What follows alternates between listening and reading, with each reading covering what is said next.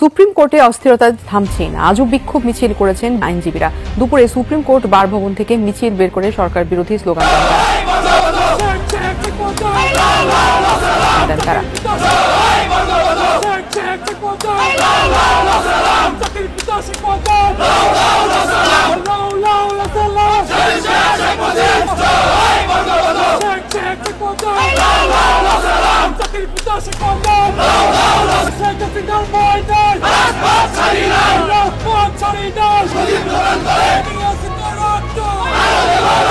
সরকার দলীয় পিপিজিপিরা আদালতে মস্তানি করে স্বাধীন বিচারককে বিচার করতে দেয় না।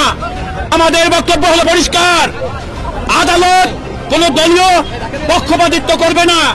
বন্ধ করো, বিচার বিভাগ রক্ষা করো, শেখ হাসিনার ভয় নাই, রাজপথ ছাড়ি নাই, আমরা সবাই মুজিব সেনা, ভয় করে না বুলেট বোমা, এই স্লোগান দিয়ে মাঠে নেমেছে আইনজীবীরা। এবার উত্তপ সুপ্রিম কোর্ট প্রাঙ্গণ। অবৈধরা এর বিরুদ্ধে সারা দেশব্যাপী আন্দোলনে বর্জন করেছে আওয়ামী লীগ পন্থী আইনজীবীরা। এবার সুপ্রিম কোর্টের প্রাঙ্গণে জয় বাংলা স্লোগান দিয়ে বিক্ষোভ মিছিল করেছে আইনজীবীরা। বিক্ষোভ দেওয়া আইনজীবীরা বলেন, এই সরকার আদালতে হস্তক্ষেপ করেছে, আদালতে সেই অনুযায়ী ফরমাইশি রায় দিয়েছে, আর সাধারণ মানুষ ন্যায় বিচার থেকে বঞ্চিত হচ্ছে। এই সরকার বিচার ব্যবস্থাকে ধ্বংস করে দিয়েছে।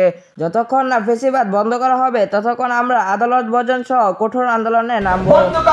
আমরা যে আদালত বর্জন আইনজীবী রাজপথে নেমেছে, কাজে আসুন আমরা আইনজীবীদের বিবেককে জাগ্রত করে আমরা আদালত বর্জন সফল করি।